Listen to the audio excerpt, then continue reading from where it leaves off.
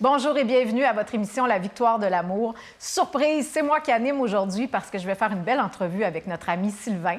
Il y aura aussi Éloi pour l'homélie et en chanson, Judith Bérard que j'aime tellement. Je vous souhaite une très belle émission. Bienvenue à La Victoire de l'amour. Un seul geste de toi viendra mon secours.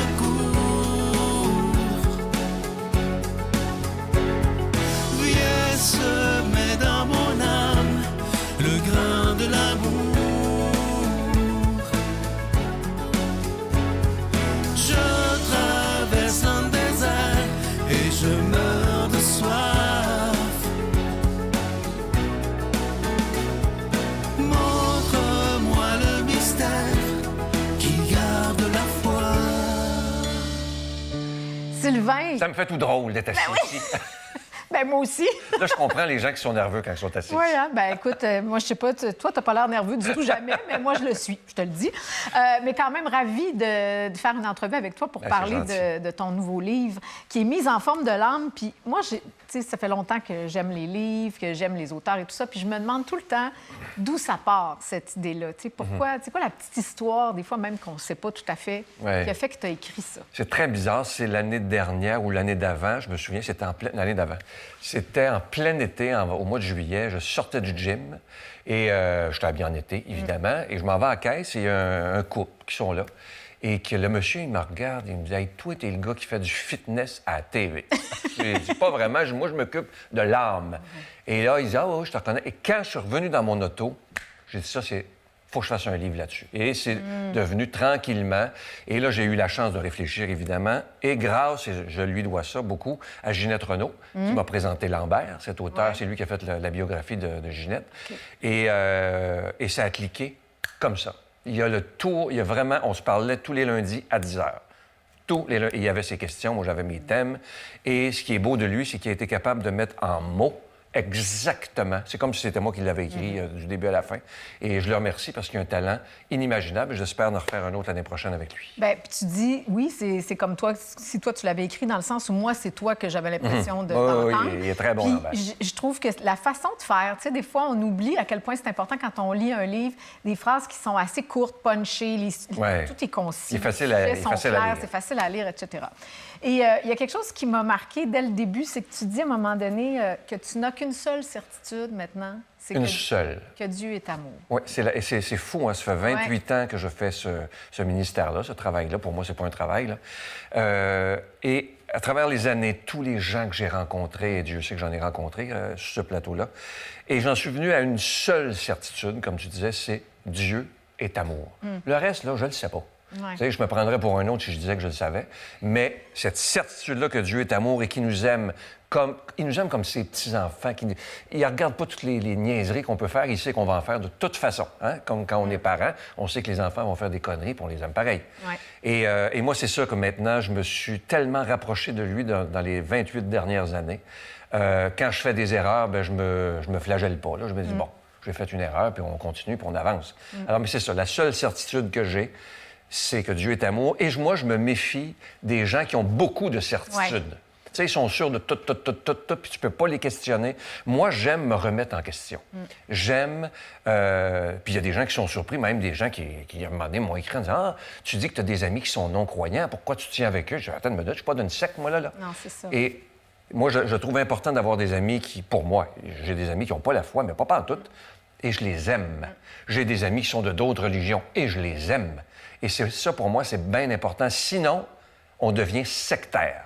Tu penses pas comme moi... là que c'est dangereux. Ben oui, tu penses pas comme moi, donc je serais pas ton ami. Il n'y a rien de pire que ça. Ça, pour moi, c'est... Bien, puis de toute épouvantable. façon, on peut tous cheminer tout le temps de notre Exactement. vie qui dit qu'on ne va pas changer. Nos certitudes, même dans la vie, parfois, Oui, ils changent. peuvent changer. Bon, il y en a des solides, là. Oui, celle-là ne changera pas. Quand par exemple. quand c'est Dieu est amour, bien là, absolument, ça a tendance à rester, mais pour les autres. Puis c'est fascinant parce que tu en parles aussi à quel point on a tous les humains ont besoin d'amour au fin fond. En fait, j'avais lu quelque part à un moment donné, c'était comme notre... C'est fou parce que c'est notre manque essentiel à tout le Ouais. monde. On dit qu'on a l'impression que c'est ce qui nous manque le plus. Ouais. C'est notre plus grand besoin. comment ça qu'on a tant de difficultés à le nourrir, finalement? Non, mais pourquoi tu penses... Dalida a fait une très, très belle chanson Ouais. qui s'appelle « Pour ne pas vivre seul ». Pourquoi qu'on a des chiens, des chats, des... Bon, on a besoin de présence, on a besoin d'amour. Et malheureusement, on fait peut-être pas toujours les bonnes choses pour le trouver. Bien, on ne s'y prend pas toujours de la bonne Exactement. façon. Comme quand tu dis, souvent, on va s'adresser à Dieu quand ça va pas. Tu sais, on va être, là... On est pas mal toutes pareilles là-dessus. Pourquoi tu me fais ça? Tu sais, des fois, il va être facilement accusé, là, on Ouais, peut c'est dire. ça.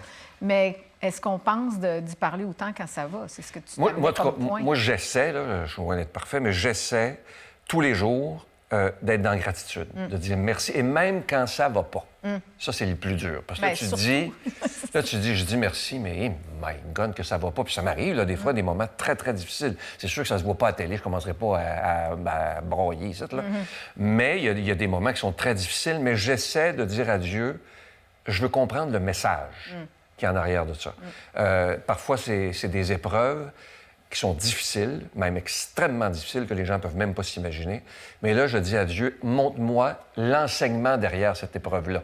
Pas que je me plaigne, mais je veux comprendre pourquoi ça m'arrive. Je sais que c'est pas lui qui me l'envoie, mais je veux comprendre si c'est sur ma route, cette roche-là est là, bien, il faut que je comprenne pourquoi. J'ai quelque chose à faire Apprendre, Oui. c'est ça. Bien, même, tu me fais penser à quelque chose. Souvent aussi, c'est même d'avoir de la gratitude quand on a l'impression que tout va mal. Bien, c'est de ramener un peu de lumière, de petits faisceaux de lumière en disant, mais qu'est-ce qui va bien? À travers ce qui va mal, des fois, tu peux te dire, bien, j'ai des gens qui m'entourent, qui m'aiment. J'ai la santé, par exemple, pour passer à travers, ou je sais pas, là, tu sais, tout le temps quelque chose, finalement, pour qu'on peut dire merci. Mais moi, je dis beaucoup merci. Mon premier merci pour moi, c'est d'être en vie et d'être en santé. Ça, pour moi, c'est le plus grand des merci. Et, tu sais, j'ai fait le livre « Mise en forme de l'âme ». Oui, il y a un beau parallèle. Oui, parce que, bon, je fais tout, tu sais, je remercie pour la santé, mais j'essaie de tout faire pour la garder. Tu sais, les gens le savent, ceux qui me connaissent, je vais au gym 6 fois par semaine. Pour moi, c'est sacré, ça. Il y a des choses qui sont non négociables, bien ça, c'est non négociable. Si j'ai une réunion de production, n'importe quoi, si je dis qu'il faut que j'aille au gym à telle heure, bien, je vais être là. Parce que ma santé est la première dans ma vie, pas une réunion. La santé, ça, pour moi, c'est sacré. J'ai trop vu de gens, même dans le milieu de la télé, qui se sont mis à terre, qui se sont mis des problèmes de santé épouvantables. Et j'ai le goût de dire à ces gens-là qui ont fait ça, parce qu'il y a une émission qui s'appelait comme ça, « Hey, c'est juste de la TV, là. Ouais, c'est non, ça. pas fou, là. Tu sais, on n'est pas en train de changer le monde, là. Bien, j'ai même l'impression que pour toi, des fois, je pense à toi qui vas au gym, puis je me dis, est-ce que le gym, pour toi, justement, c'est pas devenu un lieu où tu peux sentir même la présence de Dieu? Ah ben oui, ça, pour moi, honnêtement, c'est là que j'ai le plus d'idées, parce que je suis détendu. Je pense à rien. Et souvent, j'arrive dans mon auto, je me note dans mon téléphone, je viens d'avoir une idée de tel projet. Parce que là, je suis pas stressé quand je suis là. Tu sais, là, je prends le temps de dire, je me déconnecte, je réponds le moins possible au téléphone. Il faut que ça soit urgent pour que je réponde. Mais sinon, je réponds pas. Puis on peut dire, tu sais, pour toi, c'est le gym, mais pour les gens qui écoutent, Ça peut être n'importe quoi. N'importe quoi, Une qui nous passion. met en mouvement aussi. Non, Oui. mais quelque chose qui crée un mouvement dans notre vie, qui fait qu'on prend soin de soi. Oui. Puis à ce moment-là, je pense qu'il y a une connexion peut-être qui est plus grande, en tout cas. Oui, puis il y a des gens qui aiment marcher. Moi, quand j'étais beaucoup plus jeune, enfant, même adolescent, j'adorais marcher dans le bois. C'est fou, hein? J'avais l'impression de me connecter là, avec la nature et quelque chose qui était beaucoup plus grand que moi. Et malheureusement, là, je ne vais pas marcher beaucoup dans le bois, mais je m'entraîne. Voilà. Ben, tu fais autre chose. Oui. Et tu dis aussi, il y a une phrase que j'aime beaucoup quand tu dis « Je suis fort de Dieu ». Je trouve que ça fait un beau lien avec ton gym. Oui. Tu sais? Ça, c'est vrai. Ça, c'est vrai parce que je regarde ce que j'ai vécu et ce qu'on a vécu, toute l'équipe ensemble, depuis 28 ans. Il y a eu des moments, je vais dire les vrais mots, des moments d'enfer. Mais vraiment où tu te dis, là, tout va s'écrouler, tout va tomber, il n'y a plus d'argent, il n'y a plus ci, il n'y a plus ça. Bon. Et là, c'est là que je peux dire, je suis fort de Dieu. Parce que quand ces doutes-là arrivent, alors, je suis un humain, là, je dis à Dieu, regarde, prends le contrôle. Là, parce que moi, là, je vais capoter. Là. Je vais paniquer. Et à chaque fois, crois-le pas, mais je sais que toi, tu vas me croire.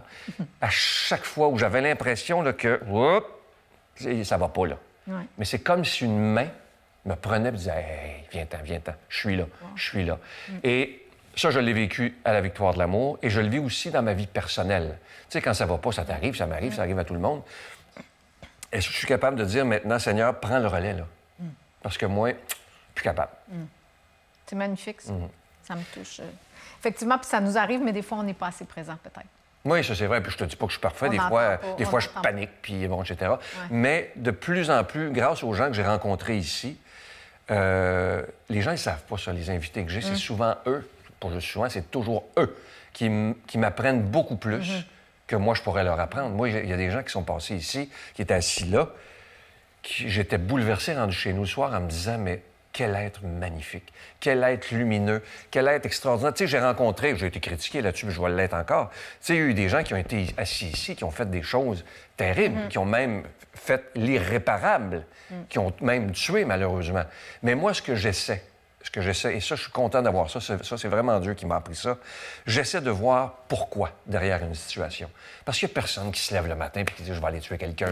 Non, c'est qu'il y a des blessures, il y a des choses qui sont pas réglées. Mais au lieu de juger, j'essaie de comprendre le pourquoi. As-tu l'impression des fois qu'il y a une grâce à l'œuvre? Parce que quand tu me parles des gens qui s'assoient ici, tu sais, je me dis, avec toutes les émissions que tu as faites en 28 ans, là, pourquoi un tel arrive sur ton chemin? Pourquoi, à un moment donné, tu reçois telle personne, t'entends parler de telle histoire? Oui, bien ça, je pense que Dieu a déjà d'après moi, là, Dieu a déjà son plan. Tu sais, des fois, on est avec Julie, qui est une magnifique recherchiste, grâce à toi d'ailleurs, Julie Niquette. Parfois, on se parle, et des fois, elle va rire. Tu sais, des fois, c'est moi qui ai une idée d'inviter, et moi, je suis capable, un mois après, de dire finalement, non. C'est pas ça, je le sens pas. Je le sens plus. Je le sens pas, et pouf, arrive une autre personne, et on se dit, c'est cette personne-là qui devait être là. C'est parce qu'il fallait que ça soit... Exactement. Ça veut pas dire que l'autre reviendra pas plus tard, mais c'était pas le bon moment. Oui, moi, j'appelle ça le divin timing. Oui, oui. Et tu parles aussi d'hospitalité. Oui. Je me suis dit, c'est rare qu'on parle d'hospitalité. Ouais. Moi, j'adore recevoir. Hein? Ouais. Les amis qui moi, me j'adore être reçu. Oui, Tu vois, on fait un bon couple d'amis. Non, mais c'est vrai, j'ai toujours aimé recevoir. Moi, comme je t'ai déjà dit, je pense, ou je l'ai dit à quelqu'un d'autre, moi, j'ai pas beaucoup d'amis par choix. De vrais amis. De vrais amis. J'ai des connaissances, j'en ai, bon. Mais des vrais amis, là, parce que pour moi, la plus belle définition d'un ami, c'est quelqu'un qui sait tout de toi et qui t'aime quand même. C'est une phrase de Saint-Augustin. Et ça me touche. Et je me dis, quand je suis avec quelqu'un autour de moi qui vient à la maison, parce que moi, pour que tu viennes à la maison, il faut vraiment que tu sois mon ami. Il faut vraiment que tu sois mon ami. Toi, t'es mon ami et je t'aime. Mais c'est ça, pas n'importe qui rentre chez nous, pour moi, c'est bien important. Ouais. Et là, je me dis, si cette personne-là est mon ami, et là, je me fais le test suivant, est-ce que je suis capable de tout lui dire? Parce que pour moi, quand j'ai un ami, c'est important, ou une amie, c'est important que la personne sache tout de moi, parce que je veux pas avoir de choses cachées. Je veux vraiment être Sylvain Charon, c'est à prendre ou à laisser. C'est une relation en vérité. Exactement. Ah non, moi, j'aime pas l'hypocrisie. Ça, là, parle-moi pas là-dessus. Je sais pas pour toi, mais moi, surtout pas en vieillissant. C'est pire en vieillissant. Il y a des choses qu'on ne tolère pas. Non, c'est ça, on ne tolère plus. Qu'est-ce que tu voudrais qu'il reste aux gens qui vont lire le livre? C'est quoi ton intention? Pour moi, c'est que, bon, on est dans une mode présentement, et ça, j'en ai parlé dans le livre, on est très, très sur le corps, bon, etc. Et c'est bien correct. Il n'y a aucun problème là-dessus. Mais je pense que la seule chose qui ne flétrit pas en nous et qui, au contraire, grandit, c'est ça qui est beau. C'est que notre corps, en vieillissant, il vieillit, évidemment. Oui. Et notre âme, en vieillissant, elle rajeunit. C'est tout le contraire. Alors, plus on vieillit physiquement, plus notre âme rajeunit. C'est pour ça que Jésus dit, vous devez redevenir comme des petits-enfants pour comprendre le royaume des cieux. Moi, si les gens qui vont lire ce livre-là pouvaient juste se rappeler que oui, on peut prendre soin de notre corps, c'est bien correct. Mais il faut que le numéro 1 soit prendre soin de notre âme. Et, tu sais, moi, c'est dans mon auto beaucoup. Je ferme la radio. C'est toujours la même affaire, de toute façon. Et j'écoute la radio de mon cœur. Ça, pour moi, c'est important parce que c'est comme ça que Dieu peut communiquer avec nous. Si on a toujours des écouteurs là, si on a toujours la radio au bout, mais comment veux-tu que... Parce que moi, je crois que Dieu nous parle dans le silence. Et s'il y a toujours du bruit... Puis regarde la société d'aujourd'hui. Tu vas à l'épicerie, il y a des gens qui ont même leur écouteur, ils ne veulent pas être en contact avec personne. Bien, puis c'est pas juste le bruit sonore, c'est le bruit... Tu sais, je pense à tout le monde qui est tellement connecté, c'est un autre genre de bruit, tu sais, c'est quelque chose qui vient faire... C'est qu'on est plus libre. Tu sais, moi, j'ai des amis là, qui n'ont pas du tout, et ça m'impressionne, de page Facebook. Et c'est des gens qui sont très libres. Ils sont pas... Parce que le problème maintenant, et c'est ça me rend triste, moi, je le vois au gym, les plus jeunes, qui se sentent obligés, puis je ne les juge pas, j'aurais sûrement été pareil avec la technologie d'aujourd'hui, mais qui se sentent obligés de toujours se prendre en photo, puis ils paniquent parce qu'ils n'ont pas le nombre de clics qu'ils veulent. C'est d'une tristesse inimaginable. Tu sais, faire sa vie sur le regard des autres en disant « Qu'est-ce qu'ils vont penser de moi? Il faut que je sois beau, il faut que je sois belle, il faut que je sois ça. » Mais si tu étais juste toi, Tu sais, au lieu d'être toujours le plus beau, toujours la plus belle, Ben, si t'es puis, juste qu'est-ce toi, que tu ça deviens veut beau. dire, être le plus beau ou la plus belle? Je Ouais. veux dire, c'est tellement relatif. Ben, exactement. Mais je pense que quand t'es toi, tu deviens beau et tu deviens belle. Si t'es toi. Faut pas que tu sois un autre. C'est magnifique. Puis j'aime beaucoup ce que tu as écrit. Tu dis, Gandhi disait, prends soin de ton corps si tu veux que ton âme ait envie d'y rester.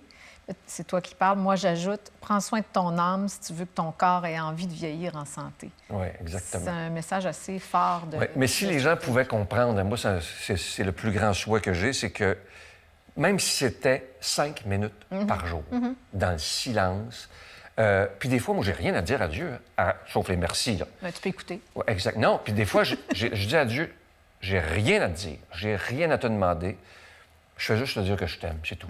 J'ai rien d'autre à te dire, point. Si tu veux me dire quelque chose, je sais que tu vas passer par des êtres humains, et c'est toujours la même affaire. Si on est attentif, puis un peu plus dans le silence, il y a des signes qui nous viennent inimaginables. Moi, j'ai toujours demandé à Dieu de protéger l'œuvre, premièrement, de m'envoyer les bonnes personnes qui arrivent au bon moment. Là, je ne le nommerai pas, mais il y a quelqu'un qui est arrivé dans l'œuvre dernièrement, qui est un grand professionnel de la télé. J'aurais pas pu m'imaginer qu'un jour, il serait là pour me conseiller, pour m'aider, bon, etc. Et ça, pour moi, ça me touche énormément. Mais à chaque fois, depuis 28 ans, Dieu a toujours placé les bonnes personnes. Et c'est là que ça prouve que c'est lui qui décide. Je décide de rien, finalement. Bon, c'est parfait. C'est parfait de se laisser mener un peu. Écoute, on va aller en chanson. Avec, déjà? Ben oui, mais parce que je veux d'abord que tu nous en parles. C'est Oui. Judith Bérard qui interprète une chanson qui s'intitule Ta main. C'est beau, c'est effrayant. Et pourquoi tu as choisi cette chanson-là? Bien, j'ai dédié mon livre à Monseigneur Jacques Gaillot, qui est décédé en avril dernier. Jacques est un ami très cher depuis 1995, un homme que, oh mon Dieu, cet homme-là, moi, il est mort très rapidement. J'avais appris qu'il était malade, qu'il était à l'hôpital d'un cancer du pancréas.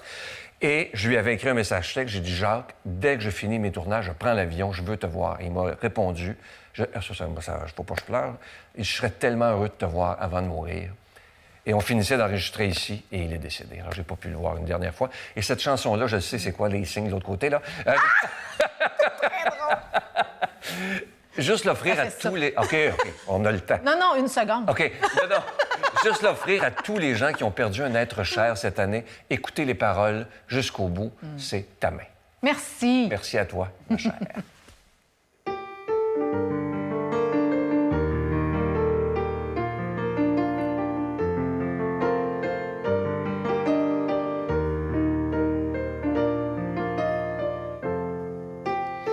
Tu sais que j'ai du mal encore à parler de toi. Il paraît que c'est normal, y a pas de règles dans ces jeux-là. Tu sais, j'ai la voix qui se serre quand mes yeux croisent dans les photos. Tu sais, j'ai le cœur qui se perd. Je crois qu'il te pense un peu trop, c'est comme ça. C'est comme ça. J'aurais aimé tenir ta main un peu plus longtemps. J'aurais aimé tenir ta main un peu plus longtemps. J'aurais aimé que mon chagrin ne dure qu'un instant. Et tu sais, j'espère au moins que tu m'entends.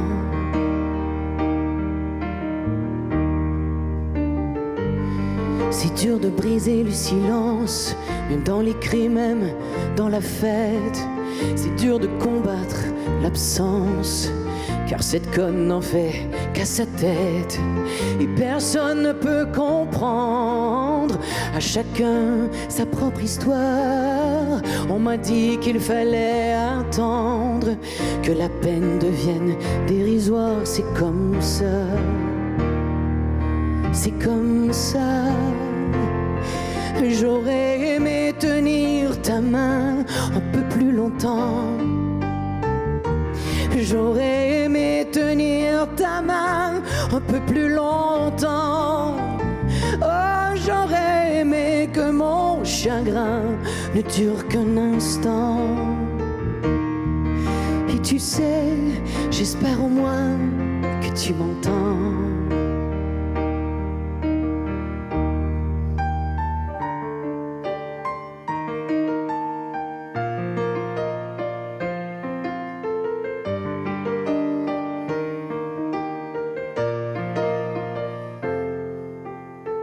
Je voulais te dire que j'étais fière d'avoir été au moins un jour un peu ton ami ou ta mère. Mais la vie a ses détours, c'est comme ça. C'est comme ça. J'aurais aimé tenir ta main un peu plus longtemps. J'aurais aimé tenir ta main un peu plus longtemps. Oh, j'aurais aimé que mon chagrin ne dure qu'un instant. Et tu sais, j'espère enfin que tu m'attends.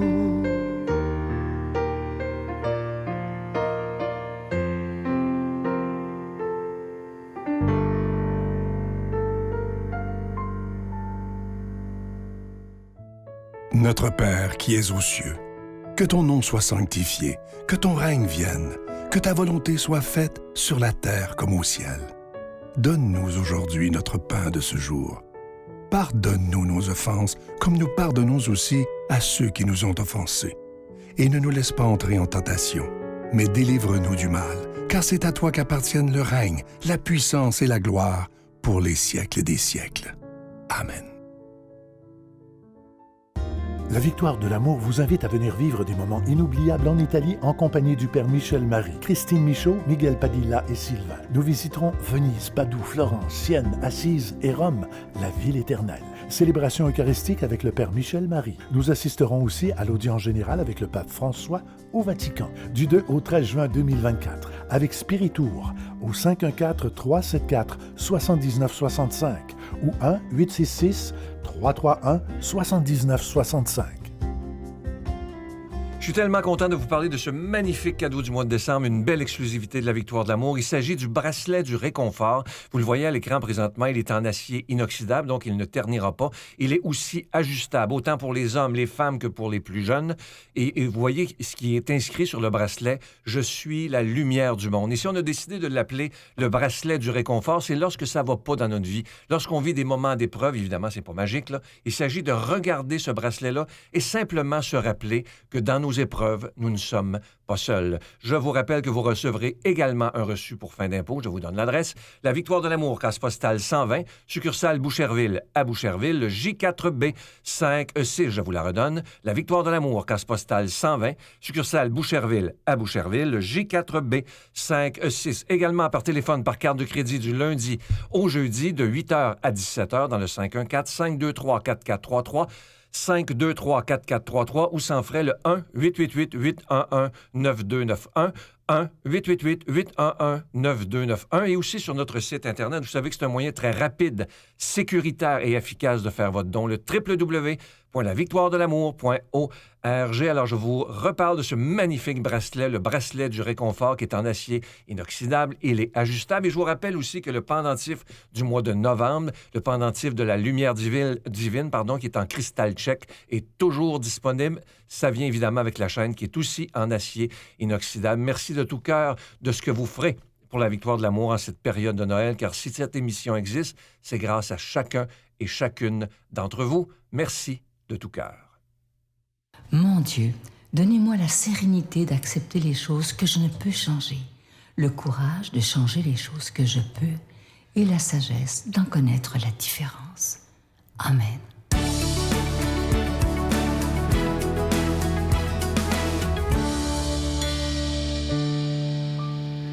Bonjour mes amis, ça me fait plaisir d'être avec vous encore aujourd'hui. C'est la fête du Christ roi. Le Christ est roi quand le meilleur de nous peut devenir plus fort que nous, quand l'espérance l'emporte sur tout. Et c'est le témoignage qu'a voulu nous donner Sylvain avec cette idée de mise en forme spirituelle. Eh bien, l'Évangile ça fait très bien écho à cela. C'est l'Évangile du jugement dernier dans Matthieu. Vous connaissez évidemment cet évangile-là, quand le Fils de Dieu viendra dans sa gloire et tous les anges avec lui, alors il va siéger sur son trône de gloire. Toutes les nations vont être assemblées devant lui. Hey, tous les anges puis toutes les nations, ça commence en enfer, ça, hein? Une belle assemblée, qu'en pensez-vous? Il séparera les hommes les uns des autres comme le berger sépare les brebis des chèvres. Il va placer les brebis à sa droite. Venez, les bénis de mon Père, j'avais faim, vous m'avez donné à manger. J'avais soif, vous m'avez donné à boire. J'étais un étranger, mangé, vous m'avez accueilli. J'étais nu, vous m'avez vêtu. J'étais malade, vous m'avez visité. J'étais en prison, vous êtes venu jusqu'à moi. Alors, les humains vont dire, mais quand est-ce qu'on t'a vu, Seigneur, avoir faim, avoir soif, être en prison? Quand vous l'avez fait pour le plus petit d'entre les miens, c'est à moi que vous l'avez fait. On va arrêter ça, là. Il y a eu la deuxième partie, mais on va se contenter de ça pour ce matin. Tiens. Alors, écoutez, je lisais l'autre jour le témoignage d'un chauffeur de taxi aux États-Unis qui vit dans un milieu où on n'est pas riche. Et ce bonhomme-là a connu une conversion, un éveil spirituel il y a quelque temps, et ça lui est rentré dedans pas à peu près. Et ce bonhomme-là dit maintenant, tous les matins, je demande à Dieu qu'il m'envoie des clients qui ont besoin d'aide, qu'il veut que j'aide. Alors, vous savez, les toxicomanes, les prostituées, les gens qui ont des vies, des familles brisées, ça vient dans mon taxi et ça pleure pas à peu près. Souvent, je vais arrêter en quelque part, je vais prendre le temps de les écouter, puis on va prier ensemble. C'est ma manière à moi d'être missionnaire. Wow!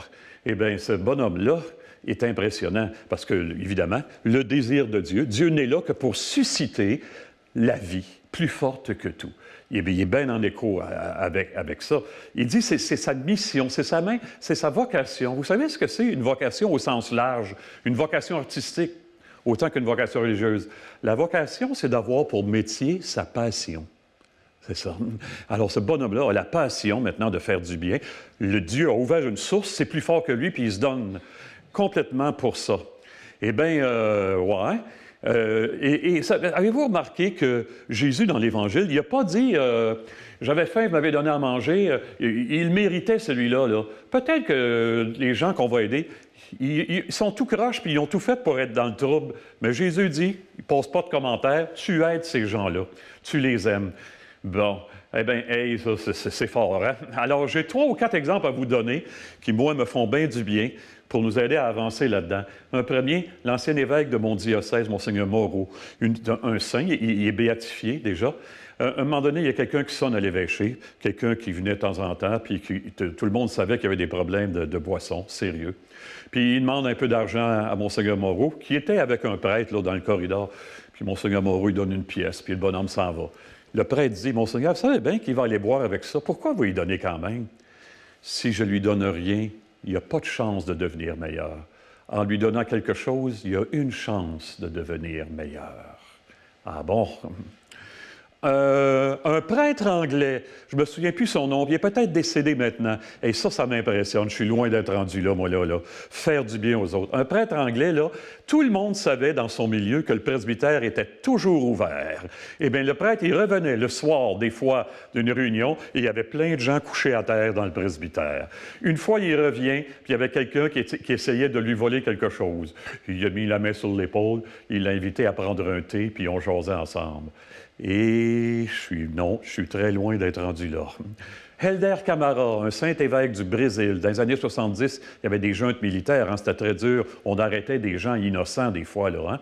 Fait que quand il était nommé évêque, il appelait au poste de police, il entendait dire qu'un tel ou une telle avait été arrêté puis était innocent. « Hey, vous avez arrêté mon frère, vous avez arrêté ma sœur. Oh, 1000 excuses, Monseigneur, on ne savait pas. Oh, quelle erreur. Venez le chercher immédiatement. » Puis là, quand il arrivait, bien, c'est curieux, il n'a pas le même nom que vous. Pourquoi vous dites c'est mon frère, ma sœur?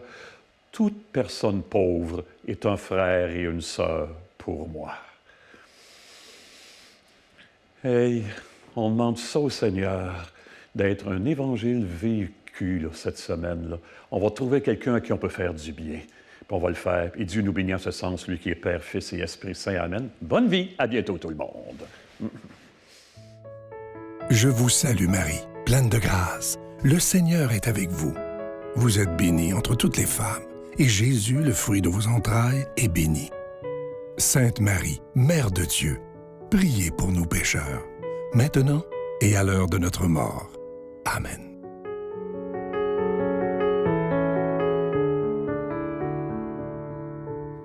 Je veux prendre le temps de remercier de tout cœur mon amie Christine Michaud. Ça a été vraiment des beaux moments et je dois vous dire que c'est vrai que c'est plus stressant d'être assis là-bas. Alors, je comprends maintenant mes invités. Je vous rappelle que le livre dont on a parlé aujourd'hui, Mise en forme de l'âme, est toujours disponible à nos bureaux et je vous le dis, il est facile à lire et je pense que vous allez l'aimer. J'y ai mis vraiment tout mon cœur. Je vous souhaite la plus belle des journées. À demain. Bye.